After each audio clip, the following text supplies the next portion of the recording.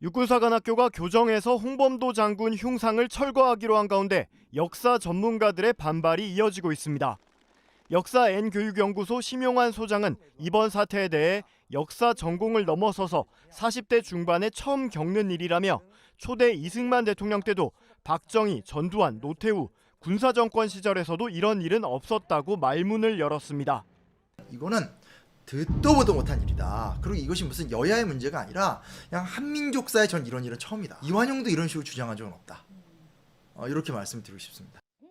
심 소장은 홍범도 장군의 낙인을 찍는 식이라면 안중근 의사도 자유로울 수 없다며 연해주를 기반으로 활동했던 안 의사는 러시아 법정이나 국제재판소에서 우리 억울함을 토로하겠다는 의도였다고 말했습니다.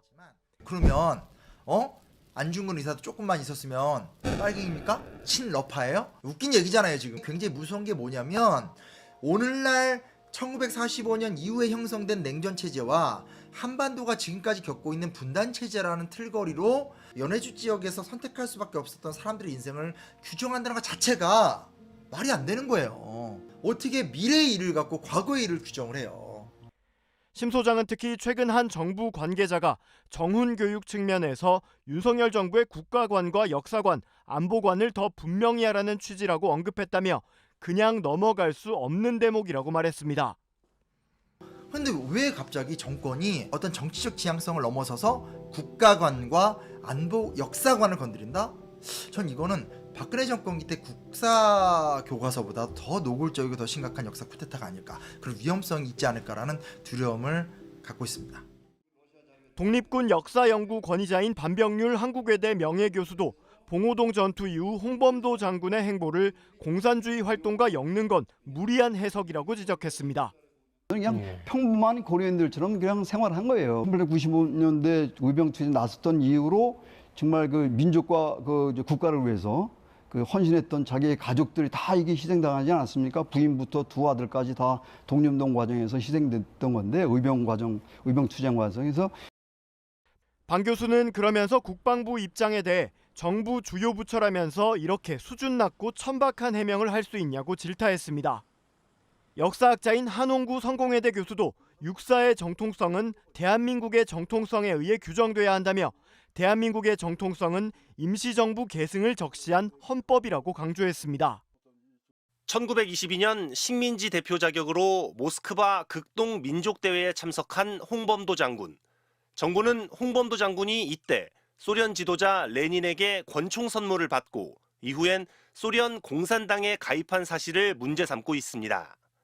북한을 대상으로 해서 전쟁을 억제하고 전시에 이기기 위해서 필요한 인력을 양성하는 곳인데 공산주의 경력이 있는 사람이 있어야 되느냐 하는. 하지만 일제강점기, 특히 연해주 지역에서 사회주의, 공산주의와 연계해 독립운동을 하는 건 이례적인 일이 아니었습니다. 여권에서조차 과도한 사상적인 낙인 찍기라는 비판이 나오는 이유입니다. 2차 대전 기간에 미국과 소련은 같은 편이었습니다. 그렇지 않습니까? 그러면 당시 일제에서 독립운동한 사람은 민족주의 계열도 있고 사회주의 계열도 있고. 그렇죠. 홍범도 장군은 당시 소련 입국 조사서에 자신의 직업은 의병으로 참가 목적은 조국인 고려 독립이라고 적었습니다.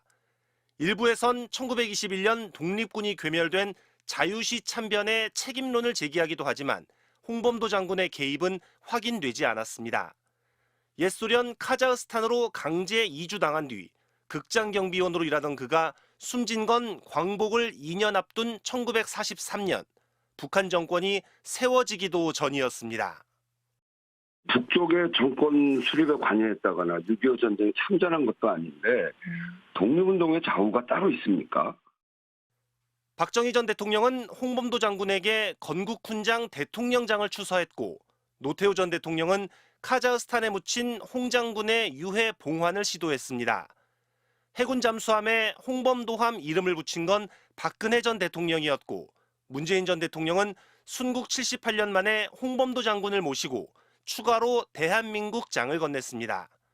보수와 진보, 우파와 좌파를 넘어 그의 이력이 문제가 된 적은 없었습니다. 군은 유해봉환 당시 전투기를 보내 호위하고 최고의 예우를 다하겠다고 했습니다. 그리고 2년 만에 그 예우를 뒤집고 있습니다. MBC 뉴스 엄지인입니다. 육군사관학교에서 열린 독립군 영웅 5명의 동상 제막식. 지난 2018년 3월 1일 3.1절이었습니다. 당시 육사 건물에는 독립군, 광복군, 우리의 뿌리, 우리의 정신이라는 글이 크게 내걸렸습니다. 흉상 건립 이유에 대해선 이렇게 말했습니다. 육군사관학교가 의병, 독립군, 광복군의 정신을 이어받고자 하는 그런 뜻이 있었기 때문에 이와 같은 흉상을 건립하였던 것입니다. 육사는 그해 6월 현충일 다음 날엔 홍범도 장군에게 명예 졸업 증서를 수여했습니다. 증서에는 숭고한 애국심과 투철한 군인 정신은 사관 생도들에게 참다운 군인의 귀감이 되었다고 적혀 있습니다. 그런데 2023년 육사와 국방부는 홍범도 장군 흉상은 정체성에 맞지 않아 그곳에 둘 수 없다고 하고 있습니다. 오늘 국방부에선 또 한 번 설전이 벌어졌습니다. 장인수 기자의 보도입니다. 오늘 열린 국방부 브리핑. 국방부는 홍범도 장군 논란에 대해 독자적으로 판단이 가능하다고 밝혔습니다. 굳이 외부의 학계나 또는 협의는 필요 없을 수도 있을 것 같고. 그런데 논란이 되는 사안에 대한 설명은 부실 그 자체였습니다.